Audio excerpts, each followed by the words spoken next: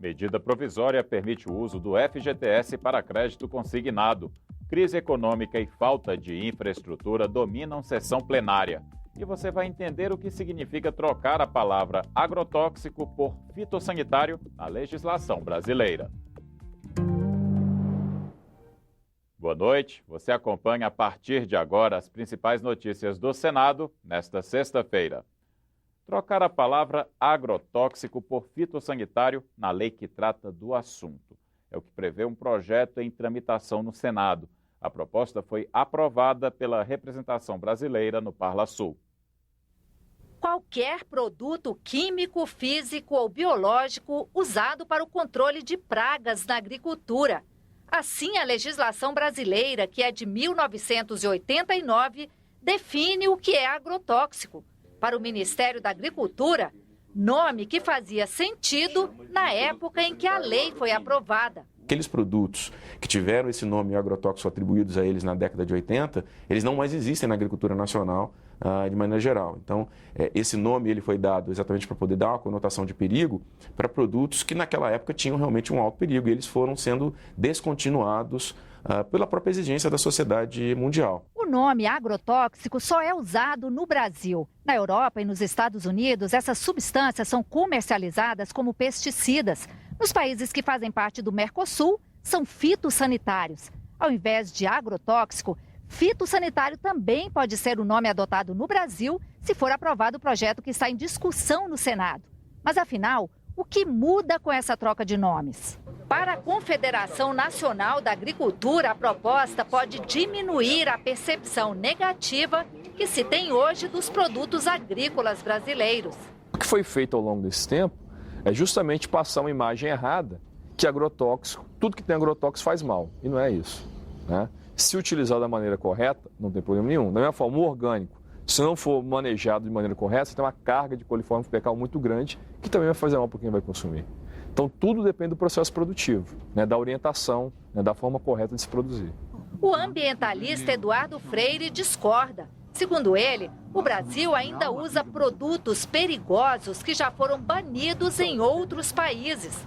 Ao invés de aliviar, o nome deveria reforçar ainda mais o risco que essas substâncias representam. O nome tem que ser pesado, o nome tem que mostrar o que de fato está por trás de um agrotóxico. A condenação da água do local da onde é usado o agrotóxico. É um produto cancerígeno, comprovadamente a grande maioria dos agrotóxicos, então o nome dele tem que vir carregado. O projeto ele é simples, mas ele tem um alcance importante nesse viés de harmonizar a legislação de tal forma que todos os países do Mercosul utilizem os mesmos critérios de divulgação dos seus produtos e que utilizam, na verdade, também os mesmos inseticidas e os mesmos pesticidas. Trabalhadores do setor privado vão poder usar 10% do FGTS como garantia para empréstimos consignados. A norma está prevista em uma medida provisória que vai ser analisada por deputados e senadores. A medida provisória 719 foi editada em 29 de março. Ela trata de 3 temas. Em um dos pontos, estabelece uma indenização para casos de morte ou invalidez em acidentes com barcos, a ser paga por um fundo privado. O segundo assunto diz respeito à possibilidade de contribuintes saldarem suas dívidas com a União por meio da entrega de bens imóveis. Mas o principal ponto da medida provisória é o que garante aos trabalhadores o uso de até 10% do saldo do FGTS como garantia em operações de crédito consignado. A garantia também pode ser dada com o uso da integralidade da multa paga pelo empregador em casos de demissão sem justa causa. Isso vai sim ser uma boa alternativa, um bom benefício para os trabalhadores do setor privado, que infelizmente até hoje não tinham um acesso efetivo ao crédito consignado, que atendia de forma muito eficiente os trabalhadores do setor público, os aposentados, mas os trabalhadores do setor privado não tinham obtido ainda esse benefício do chamado crédito consignado com taxas de juros bem menores do que as de mercado. A medida faz parte do pacote de crédito anunciado pelo Ministério da Fazenda no início do ano. O objetivo é estimular a economia. O governo calcula que a garantia do FGTS possa aumentar o estoque de crédito consignado em 17 bilhões de reais. Favorece o crescimento econômico do país, né? É uma linha de financiamento mais barata que recoloca no mercado algumas pessoas que gostariam de fazer algumas compras, né? E que hoje não têm recurso suficiente na sua conta corrente, né? E podem complementar, né, com essa linha de financiamento. A necessidade de reforma no sistema de saúde e os problemas de infraestrutura no Brasil. Assuntos comentados pelos senadores na sessão plenária desta sexta-feira. A situação difícil de algumas rodovias da região norte foi lembrada pelo senador Assir Gurgartz, que cobrou a recuperação e manutenção dessas vias.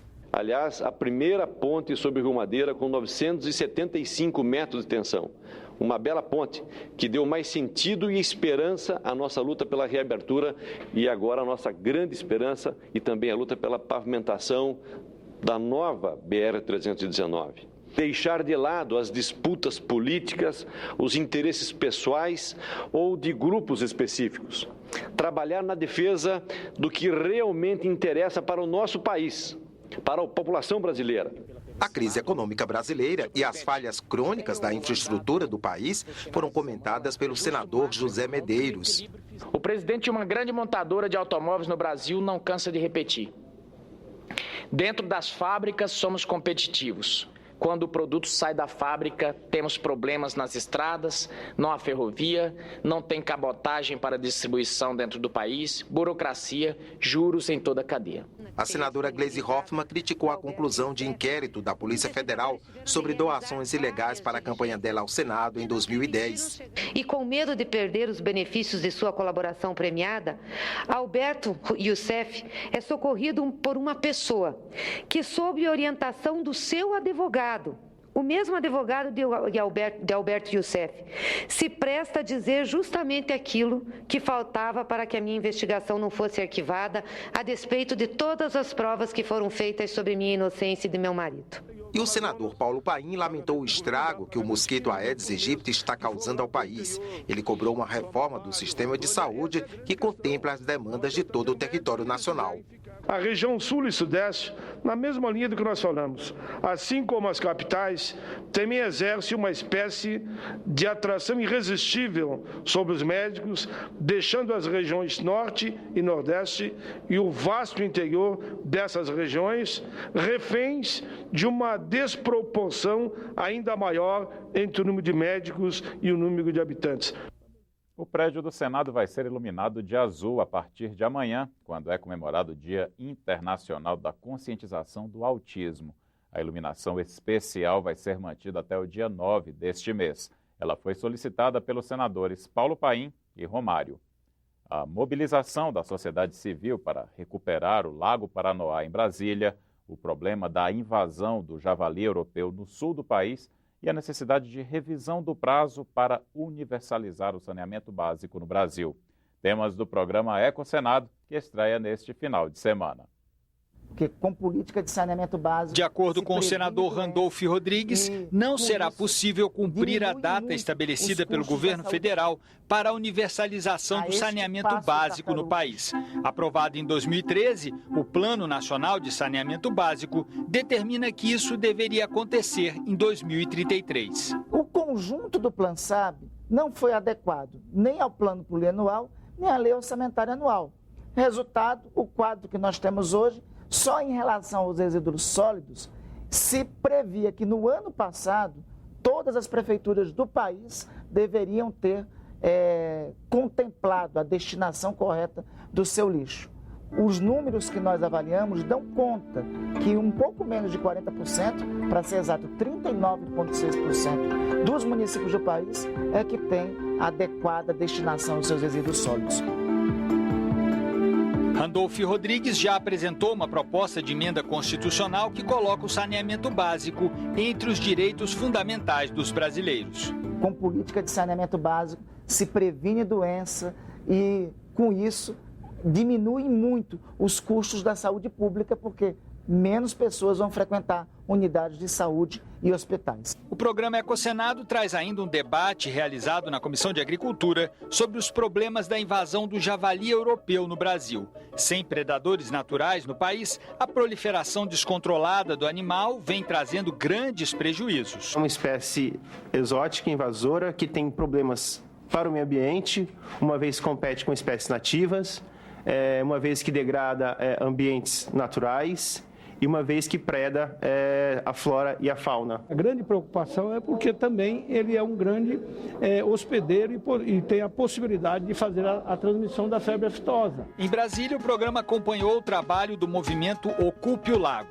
Durante um dia, cerca de 200 mergulhadores retiraram 16 toneladas de lixo do Lago Paranoá. A nossa proposta principal, se pudesse ser resumida, é realmente fazer com que as pessoas tomem para si a responsabilidade de cuidar da sua cidade, de cuidar daquilo que proporciona qualidade de vida para elas mesmas, né? Não terceirizar essa responsabilidade para o governo e nem para as empresas. Nós temos que agir de forma colaborativa.